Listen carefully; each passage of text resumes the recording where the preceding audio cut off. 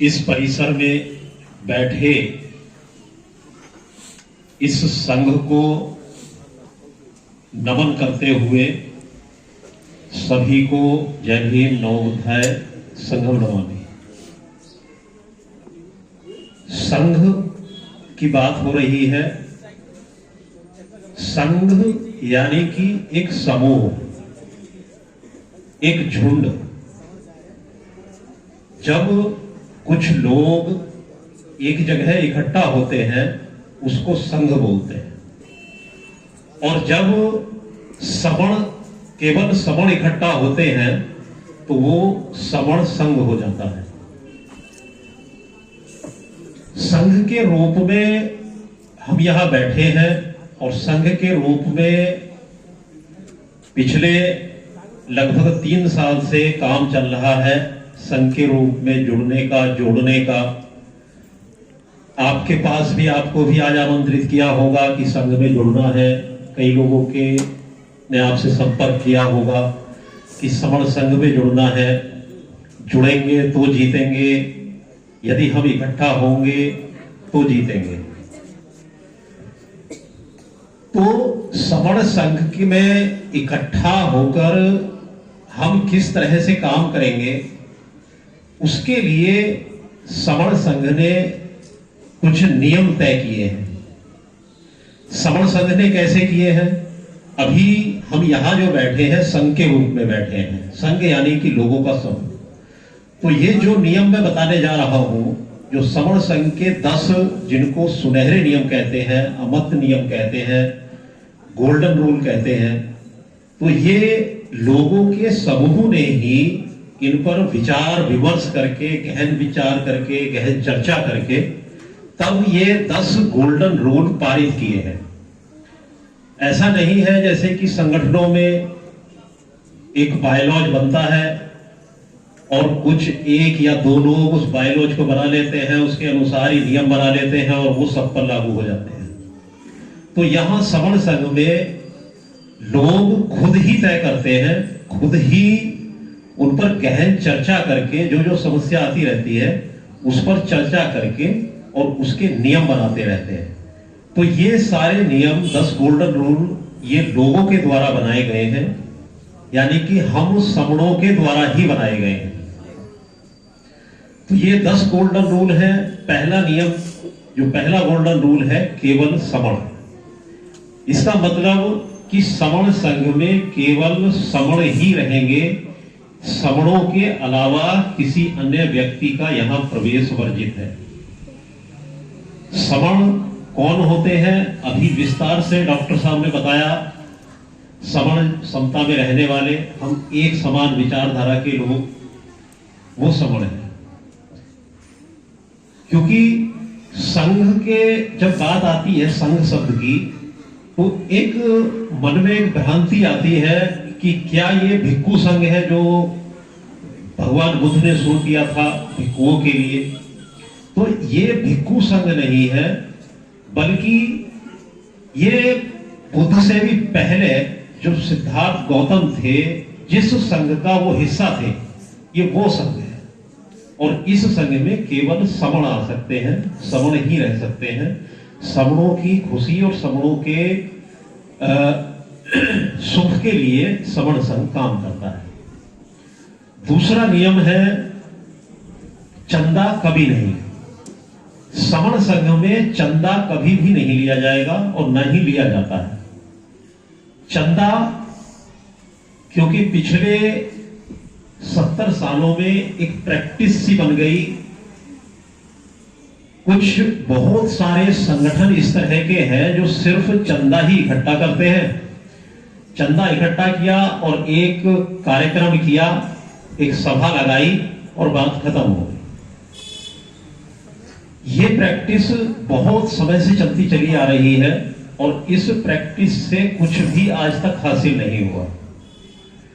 चंदा लिया, उस चंदे का कोई हिसाब किसी को नहीं दिया। तो ये चंदा, जब चर्चा सवर्णों के बीच हुई तो वहां पर ये निष्कर्ष निकल के आया कि ये चंदा भी हम सबको पीछे ले जाने का एक कारण है। तो इस पर समण संघ ने पाबंदी लगा दी कि चंदा कभी नहीं होगा। जो भी व्यक्ति जिस भी कार्यक्रम में आएगा या जाएगा वो अपना खर्चा, उस कार्यक्रम में जो खर्चा होगा उसका वहन करेगा, स्वयं वहन करेगा। इसलिए चंदा कहीं इकट्ठा नहीं होगा। और चंदा इकट्ठा जब होता है तो फिर बहुत सारे विकार आ जाते हैं, बहुत सारे उसमें विकृतियां पैदा हो जाती हैं। इसलिए समण संघ ने इसको भी खत्म कर दिया कि समण संघ ना कभी चंदा लेगा और ना लेता है।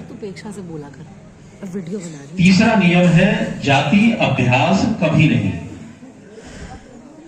जब समणों संघ बैठा था उसमें ये जब चर्चा हुई कि हम सबके जो पिछड़ेपन का और जो पीछे जाने का कारण है उसका एक कारण जाति का अभ्यास भी है।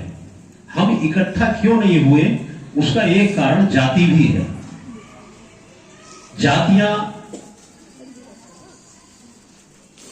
बाबा साहब ने 3 पिटारों में अनुसूचित जाति, अनुसूचित जनजाति और पिछड़ा वर्ग। लेकिन हम इतने अकलमंद और इतने होशियार निकले कि हमने उन पिटारों को भी खोलकर हमने अपनी अपनी जातियों के संगठन तक बना दिए।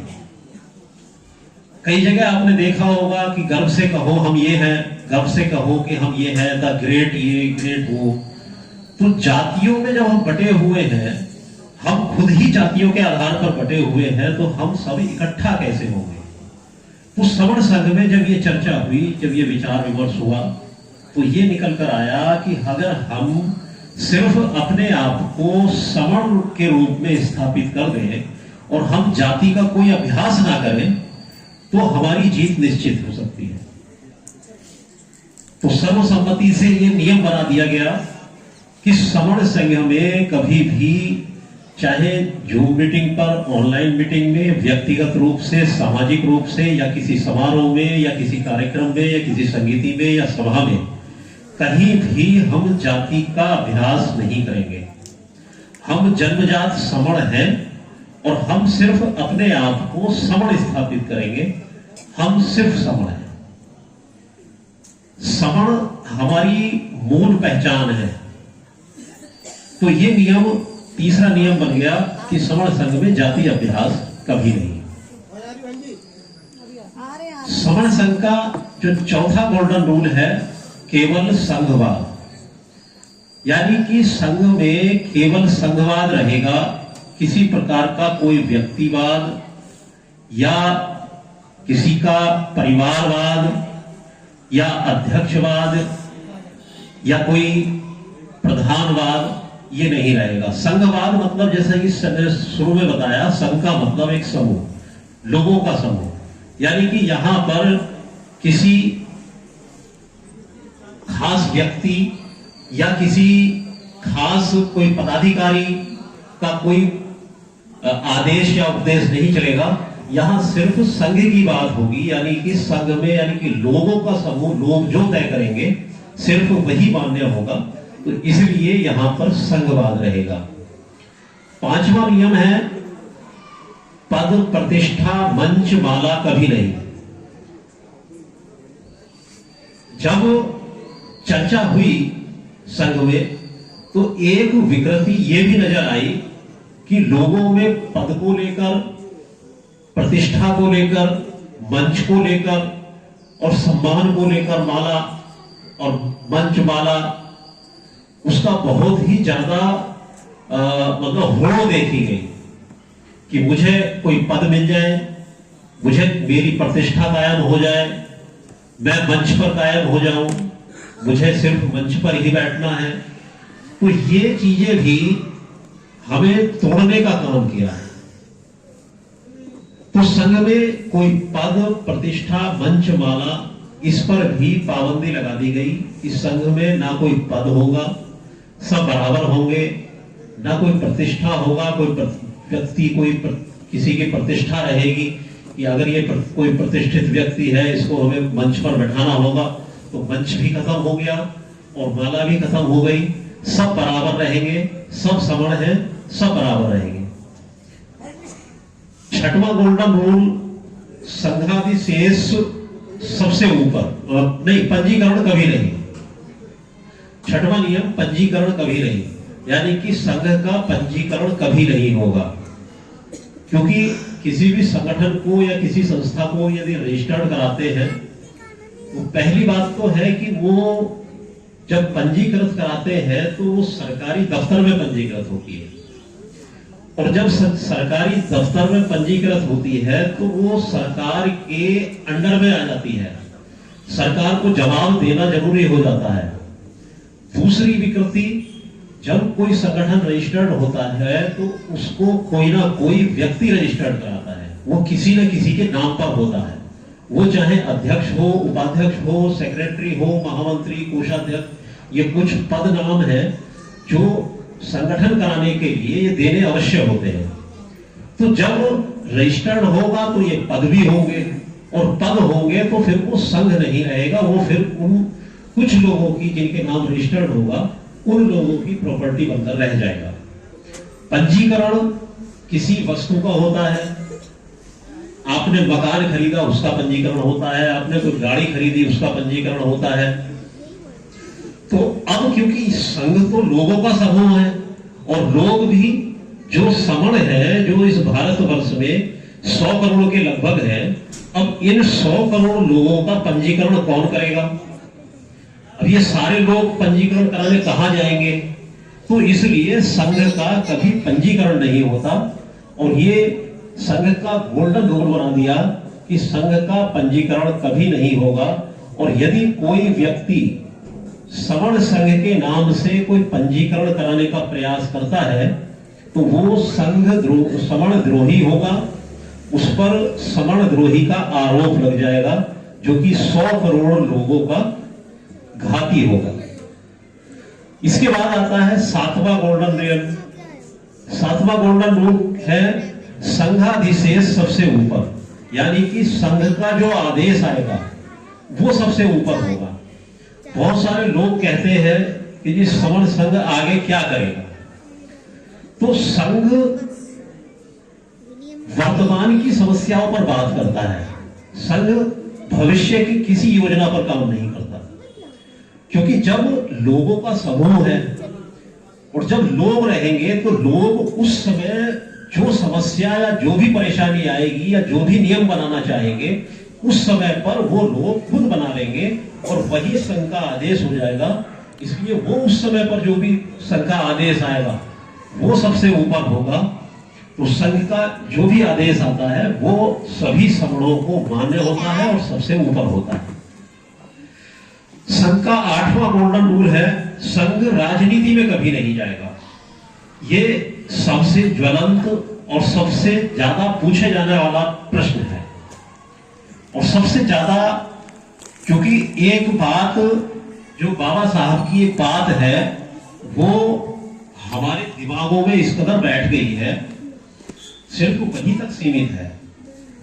लोग कहते हैं जी सारी समस्याओं का और सब समस्याओं की जो मास्टर चाबी है वो राजनीति है। अब उस राजनीति की चाबी के लिए सब लोग आपस में लड़ रहे हैं, सब उसी की बात कर रहे हैं कि राजनीति की चाबी है।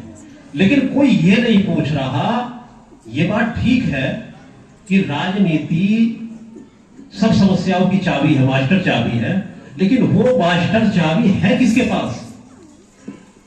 वो मास्टर चाबी मिलेगी कहां पर? तो वो मास्टर चाबी तो क्योंकि राजनीति में जो सारी ताकत है वो लोगों पर है, क्योंकि राजनीति में वोट चाहिए और वोट कौन देता है? लोग देते हैं, लोगों के पास, और लोग ही संघ में है। तो मास्टर चाबी जो है वो तो लोगों के पास है। तो लोगों की जरूरत पड़ेगी। तो ये बात समझ में नहीं आती कि राजनीति मास्टर चाबी तो है लेकिन वो चाबी लोगों के पास है, और वो लोग हैं संघ में। यदि हम संघ का एक समूह, बड़ा समूह बना लेंगे तो वो मास्टर चाबी हमारे पास रहेगी, क्योंकि संविधान कहता है कि 51% इकट्ठा होकर आओ, बहुमत में आओ और सब कुछ जो चाहिए वो ले लीजिए। तो इसलिए हम जब इकट्ठा हो जाएंगे तो हमारे पास ही वो मास्टर चाबी भी हमारे पास होगी, फिर हमें बाकी आगे कुछ करने की जरूरत ही नहीं पड़ेगी। जिनको राजनीति में रुचि है वो राजनीति करें। तो संघ खुद राजनीति में नहीं जाएगा। यदि कोई संघी राजनीति में जाना चाहता है और जाते हैं, जाएंगे, क्योंकि सबके समर संघ में जितने भी प्रोफेशन है वो सब अपने अपने क्षेत्र में काम करेंगे। जितने टीचर हैं वो अपनी टीचिंग करेंगे, कोई डॉक्टर है तो वो डॉक्टरी का पेशा करेंगे, अगर कोई राजनीतिज्ञ है तो वो राजनीति करें, शौक से करें। लेकिन सवर्ण संघ नहीं, राजनीति में कभी नहीं जाएगा। 9वां नियम है संघ घातक की वापसी संघ में कभी नहीं। अब ये नियम समझने की बहुत ज्यादा जरूरत है। संघ यानी कि लोगों का समूह। अब हम यहां पर इतने सारे लोग बैठे हैं, संघ के रूप में बैठे हैं। अब यहीं पर अगर हमारे बीच कोई हम सबके साथ या किसी इस समूह के साथ कोई घात कर दे तो सबसे बड़ा दुश्मन तो वही होगा हमारा। तो इसलिए ऐसे ही बड़ा समूह हो जाएगा। संघ के साथ यदि कोई ऐसी गतिविधि करता है, कोई ऐसा जिससे संघ को नुकसान हो, यानी कि लोगों को नुकसान हो, हमारी विचारधारा को नुकसान हो, तो ऐसे व्यक्ति को संघ घातक घोषित किया जाएगा। और ये संघ घातक का दंश उसकी पीढ़ियों तक झेलना पड़ेगा, क्योंकि संघ घात जो भी करेगा वो लिखा जाता है और आने वाले संघियों को लगातार बताया जाता है कि इस व्यक्ति ने संघ के साथ घात किया है, आप सावधान रहना। फिर वो आगे बताया जाएगा तो वो ये घात लगातार बताया जाता रहेगा। इसका एक और छोटा सा उदाहरण देता हूं, बहुत सारे लोगों ने सुना होगा। जब बुद्ध का भिक्षु संघ था, देवदत्त 500 भिक्षुओं को बहका कर ले गया, उसने संघ तोड़ दिया। लेकिन बाद में बुद्ध ने कुछ समझदार भिक्षुओं को उनके पास भेजा, तो वो जो 500 भिक्षु जो देवदत्त की बातों में आ गए थे, चले गए थे संघ से, वो वापस आ गए, वो वापस संघ में आ गए। लेकिन बुद्ध ने देवदत्त को वापस संघ में नहीं लिया, वो सड़ कर मरा। तो वो संघ घातक की इतनी बड़ी सजा होती है। तो यही नियम यहां सवर्ण संघ में भी लागू है कि संघ के साथ जो भी घात करेगा उसकी वापसी कभी संघ में नहीं होगी। और इसके बाद 10वां गोल्डन रूल आता है कि ये 1 से लेकर 9 तक जितने भी नियम हैं, इन सारे नियमों को लॉक किया गया है, इन पर ताला लगाया गया है। क्योंकि बुद्ध ने अपने समय में भी नियम बनाए थे जिनको वारित नियम कहते हैं।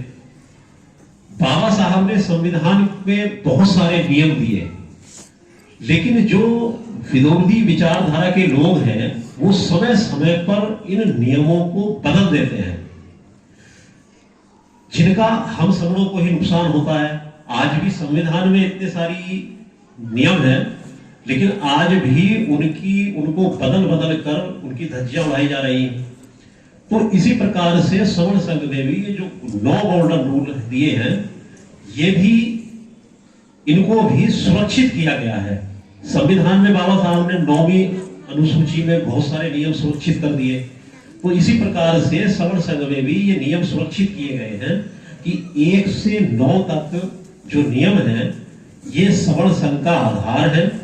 ये ना कभी बदले जाएंगे और ना कभी अमान्य किए जाएंगे।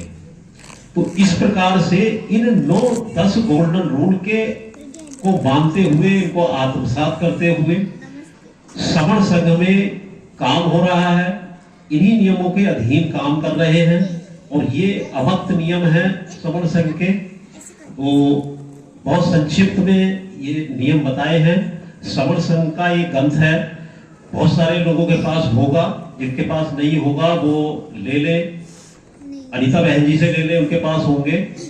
और इसमें सभी ये नियम विस्तार से लिखे हुए हैं और जो सवर्ण संघ की जो विचारधारा है वो भी इसमें लिखी हुई है। तो इस ग्रंथ को ले ले, इसको पढ़े, इसमें और विस्तार से समझ में आ जाएंगे। तो मुझे बस सवर्ण संघ के 10 गोल्डन रूल के बारे में बताना था। यदि मेरी किसी बात से किसी को कोई ठेस पहुंची हो तो मैं यहाँ बैठे इस संघ से क्षमा चाहता हूँ। संघ मुझे माफ करे। संगम नमामि संगम नमामि संगम, वो सबसे ऊपर होगा। बहुत सारे लोग कहते हैं कि समर संघ आगे क्या करेगा, तो संघ वर्तमान की समस्याओं पर बात करता है, संघ भविष्य की किसी योजना पर काम नहीं करता।